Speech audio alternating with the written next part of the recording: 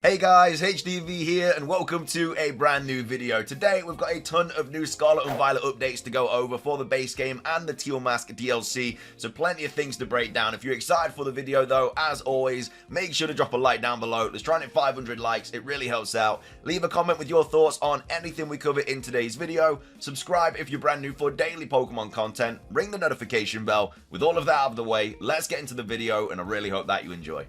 So, starting things off, let's take a look at the new Tera Raid event, which is happening this weekend. It was actually posted on Sunday or Monday morning or whatever, depending on which time zone you're in. But either way, we had Sinistea here tweeting out saying, Sinistea update, the next Pokemon Scarlet and Violet Tera Raid battle event has been announced.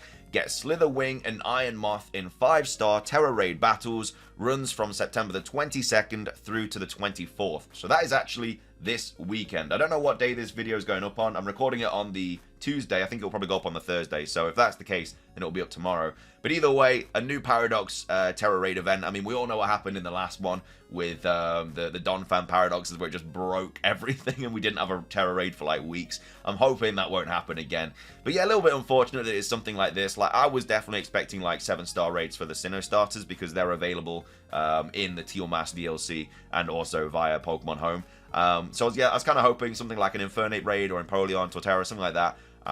Because obviously we did just have the 7-star Mewtwo raid, but no, we've just got the Paradox raid event happening this weekend. The interesting thing though is it's not like it's a fortnight. It is literally just one weekend. So once this finishes on Sunday night, Monday morning, we'll probably get another raid event announced, and that potentially could be a 7-star.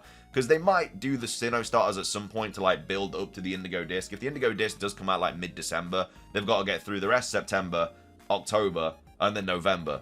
And if they do 3 7-star Sinnoh starter raids, that'd be 6 weeks. So that's a month and a half. So they've still got a little bit more time until mid-December if they were going to do that. So there's probably other things that they can probably do. Again, there's loads of other Paradox raids they could do. They might just do Paradox raids from now up until the Indigo Disc.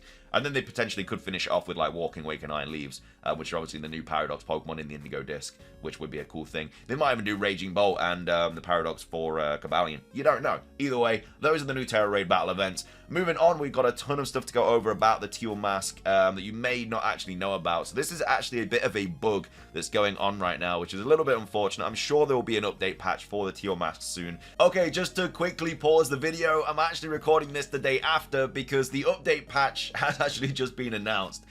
So we have Sinistea here tweeting out saying, Sinistea update, Pokemon Scarlet and Pokemon Violet to push a patch in the first half of October to fix an issue where your victory against the trainer may not be recorded, preventing rewards such as from the league officials in Paldea and the Kitakami Ogre Clan. So yeah, this bug is still happening that we're going to be talking about in a second, but it is going to get patched in the first half of October. So it's going to take quite a while for them to patch this. I'm assuming they're going to patch other things as well in this update. Again, as soon as it drops, we will break it down and go over all of the patch notes, something like that. But yeah, just wanted to quickly put this in the video because the update patch has actually just been announced. But either way, back to the video. There is a lot of problems in the Teal Mask. You know, I mean, we're all used to the frame drops and stuff now, which is still very annoying, but it can be quite bad in the Teal Mask. Obviously, outbreaks are bugging as well, like invisible mons are spawning. And as well as that, sometimes the outbreak just doesn't even pop up on the map. So there's a lot of bugs happening right now, and that's just a couple off the top of my head. There is actually another bug as well. So Anubis here tweeting out saying, it seems Scarlet and Violet can only track 300 trainers defeated. Matty suggests that if you max these out by beating everybody in Paldea, I didn't even think there was 300 trainers in Paldea, but apparently there is, the game can't track trainers defeated anymore. So it won't affect story trainers, but it does affect the generic ones in the field like the Ogre Clan. So yeah, basically what this is saying is that the game will only recognize 300 trainers, and say you beat 300, then you go and beat 301, and that 301st trainer was someone from the Ogre Clan, it just won't count it. Like, you'll just be able to constantly battle that character, and it won't count as like you've beaten them. So obviously you have to beat, like, I think there's like 7 Ogre Clan members. You've got to beat them when you get something. You wouldn't be able to do that because the game would not recognize you beating this trainer. So obviously great if you want to just get like a ton of money and stuff, but yeah, if you're trying to complete like a mission or something, it obviously won't allow it. Of course, it doesn't affect story and stuff, but we have a little bit more information about this. You can battle, but the game won't remember it, which is why some people are unable to finish the Ogre Clan side quest. The trainers would not act like they were defeated, and you wouldn't be able to complete it. And then as well as that, How does stuff like this keep going unnoticed by the game developers? Well, likely none of the playtesters noticed because they didn't have the game long enough to try 100%ing the trainer battles. So we got to wait for the fixed update. Yeah, they would need to expand the capacity of trainer record storage. So yeah, that's really unfortunate. So if you have beaten over 300 trainers and you won't be able to do the own clan and stuff and other random trainers in the Teal Mask, I'm expecting a bug fix,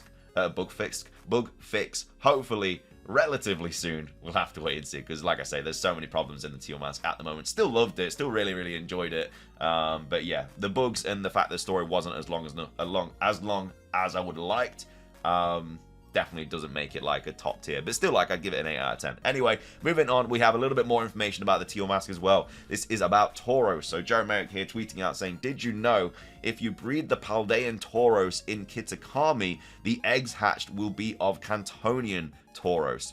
This is currently the only way to natively get Cantonian Tauros in Pokemon Scarlet and Violet.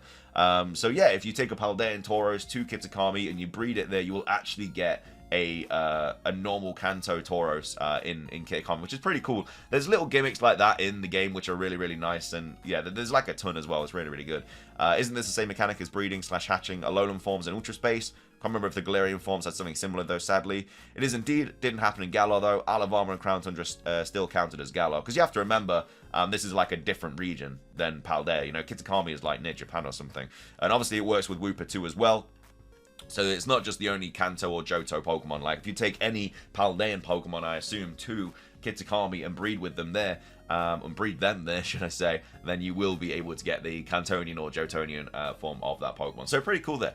Moving on, we also have this as well. This is all about Sinistea and Poltchageist, because of the new rates and stuff like that. So the ratio of counterfeit to the Artisan Poltchageist is 76:4.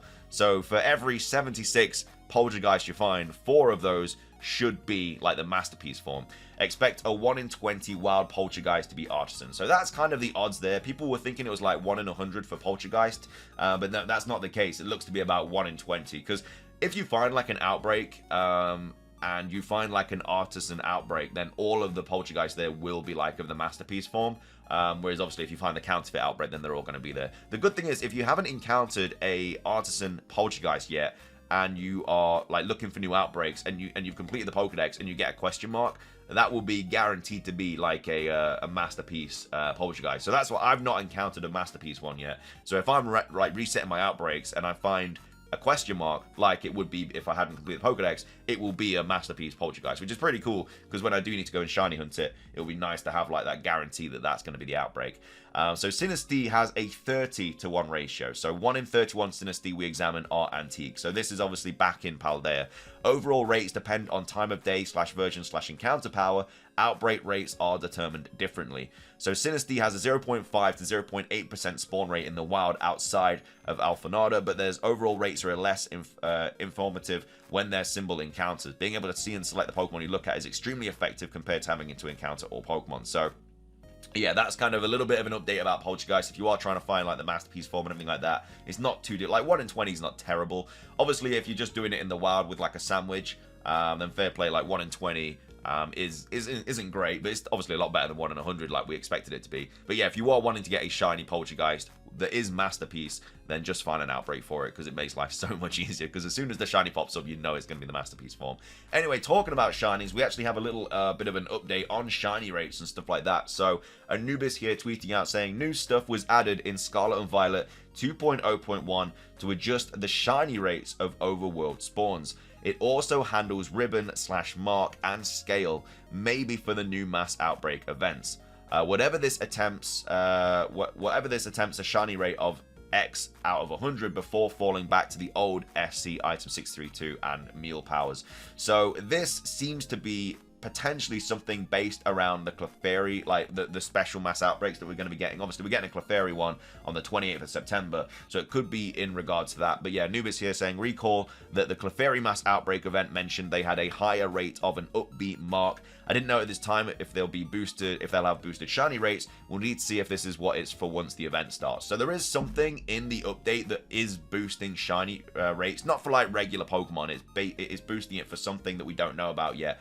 And because of this mass outbreak event that's coming up, it could be for that. So the mass outbreak that's coming up, so it technically could be a new shiny hunting method, really. There's going to be an event mass outbreak that pops up, like I say, just like this Clefairy on the 28th of September, that will have a boosted rate to get this upbeat mark, and then potentially could also have boosted shiny odds as well, which would be really cool, because that technically is, I guess, a new shiny hunting method, because it's a new way of shiny hunting, even though it's kind of the same way, but it's different, like shiny rates and stuff. So I don't know, I guess it's like borderline a new method, but either way, we'll have to wait and see if the Clefairy do have boosted odds. As soon as that event starts, we'll know, because it'll just get data mined and stuff. But either way, some very interesting information that we've gone over today for the Teal Mask and Pokemon Scarlet and Violet. If you did enjoy the video, please do drop a like down below. It's trying to hit 500 likes. It does really help out. Leave a comment with your thoughts on anything we covered in today's video. What are your thoughts on everything that we did cover? And also, what are your thoughts on all the bugs and stuff that are popping up in the Teal Mask? Like I say, very unfortunate, but you know, it is what it is. But anyway, thank you for watching. Subscribe if you're brand new. Ring the notification bell. And that's everything from me. Have a great rest of your day. And until next time, peace.